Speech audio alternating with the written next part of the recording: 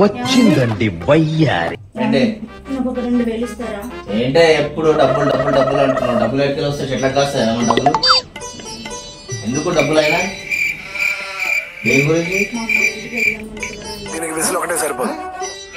మీ అమ్మ ఇంటికి వెళ్తావా? ఏ నీ డబ్బులు నా డబ్బులు వేరే వేరే నానే? ఎన్ని కావాలి చెప్పు?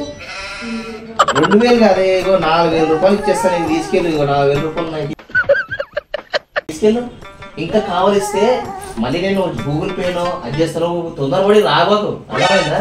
నీ బట్టలు ఏమన్నా ఉన్నాయనుకో ర్యాపిడోలో దాంట్లో చేసి పంపిస్తాను. ఫస్ట్ పద నేను డబ్బులు కావాలిస్తే నీ గూగుల్ పేలో పంపిస్తా.